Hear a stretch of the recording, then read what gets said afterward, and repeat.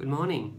The other day I did a painting of some waves, but a friend of mine actually commented on the video and said that he really liked the clouds in the background, which is surprising. This is the painting. As you can see, I've done quite a few cloud paintings in the past, but they're a bit more detailed. But in this one, the clouds are, as you can see, quite basic and fuzzy, but the overall effect when you take it further away is actually quite realistic, as he pointed out. So I thought I would do a video to show you how I do these very simple clouds. First, let's go through my palette. I have a really simple palette here today. I have ultramarine blue, burnt sienna, titanium white, and for this one I'm going to add some Windsor red, but for this one I'm just going to add the tiniest amount. I'm just going to show you.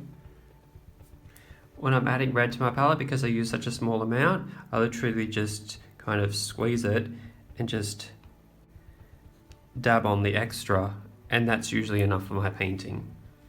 So I recommend you try that to avoid wasting your red, because red can be quite expensive. First, I'm just going to mark in my horizon line, and I want my horizon line to be straight, so why not use a ruler?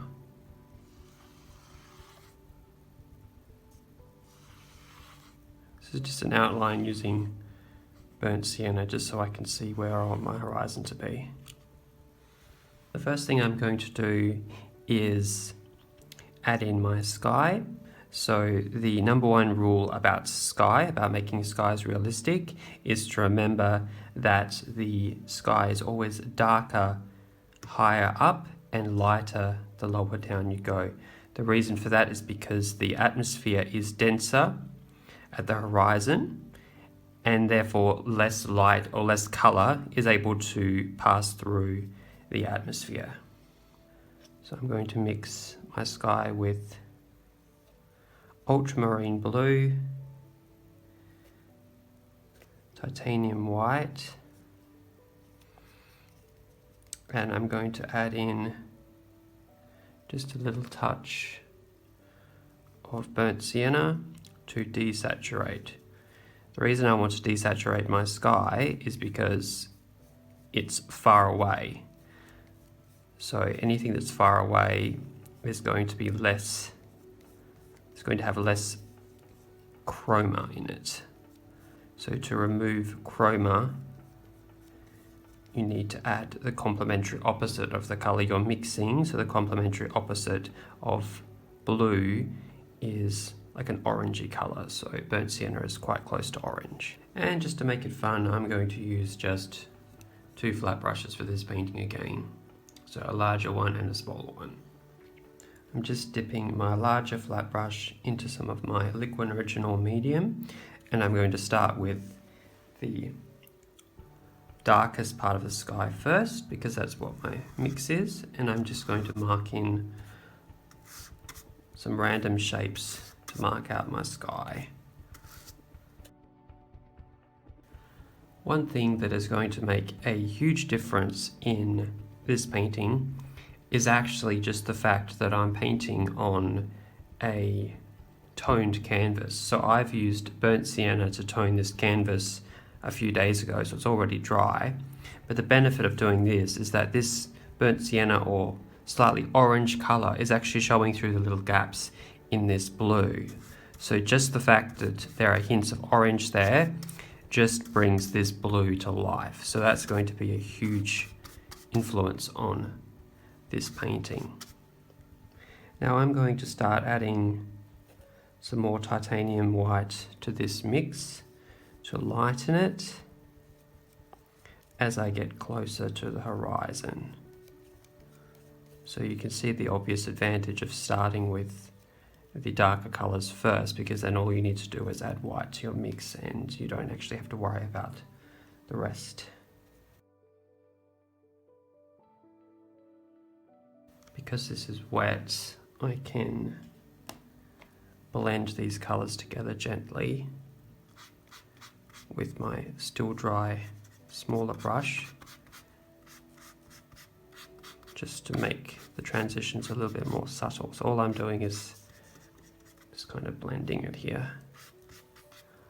Okay, I don't want to do too much because then it's going to lose its spontaneity. Okay, so I'm going to continue adding a little bit more white to this, just a tiny bit, because I think I might have gone overboard there.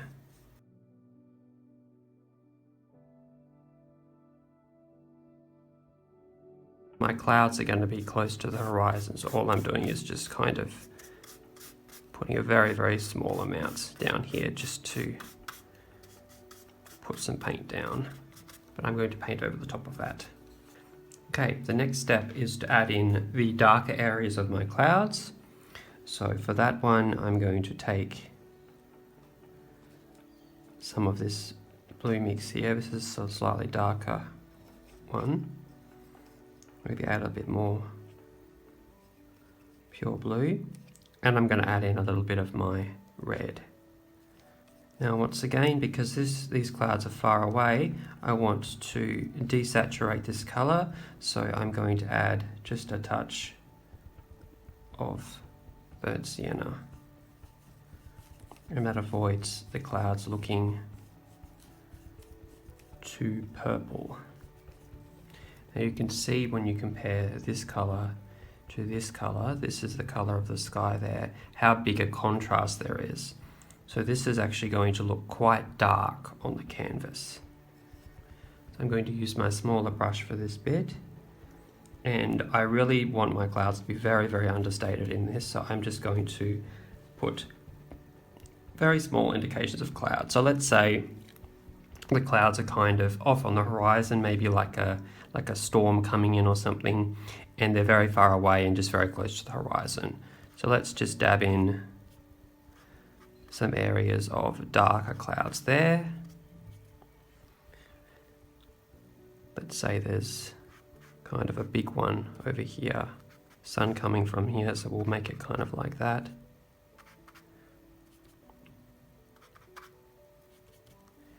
And a little bit there.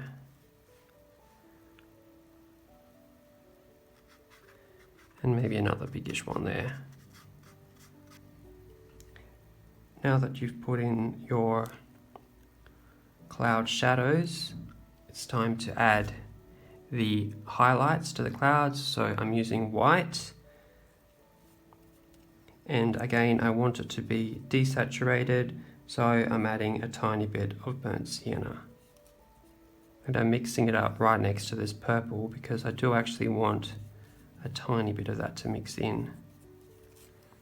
And when you're putting wet paint on wet paint, any paint you put down is actually going to mix by default with the color next to it. But you kind of want that because that's where you're going to get a really natural, sort of spontaneous look.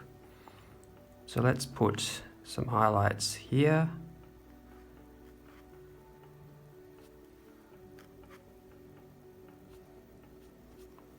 To keep your color pure, just every time you put a brush mark down, go back and reload your brush.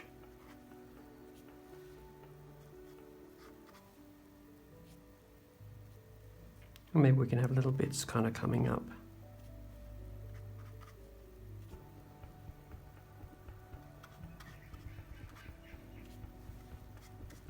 I've just cleaned my brush and I'm drying it very carefully with my rag, and I'm just going to use this same brush just to touch the edges to blend this a little bit.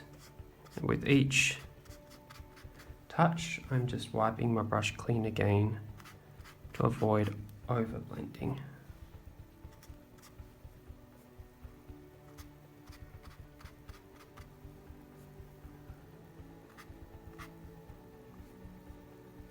General rule of thumb, blend the lighter values into the darker values. Otherwise, the darker values are going to contaminate the lighter values.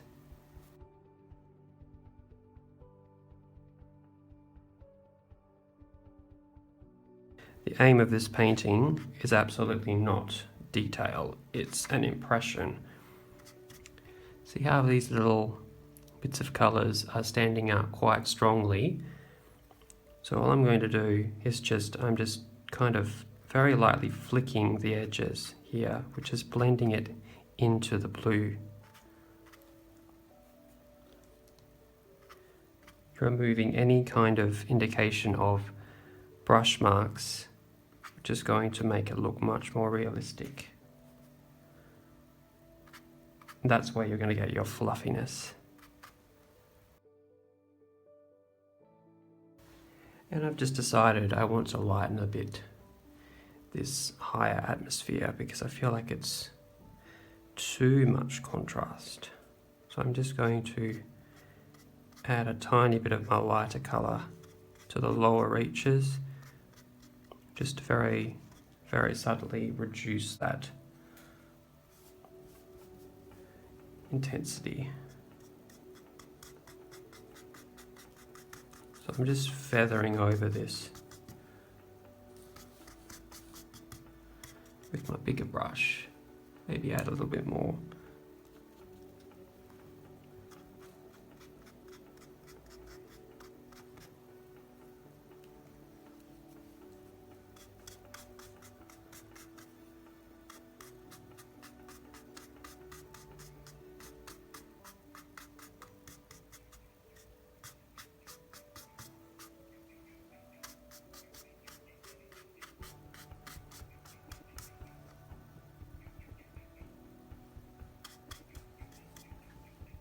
I think I like that a little bit better.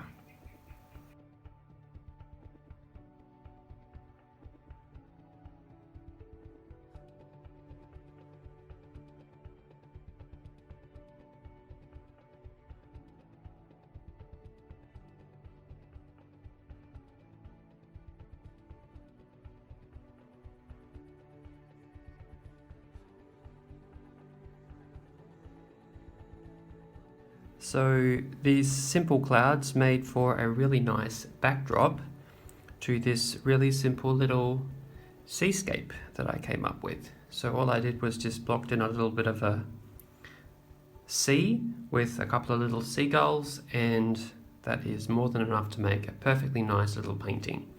So I hope you enjoyed that. If you did, please give a like and subscribe for more paint along videos like this one. Thanks very much.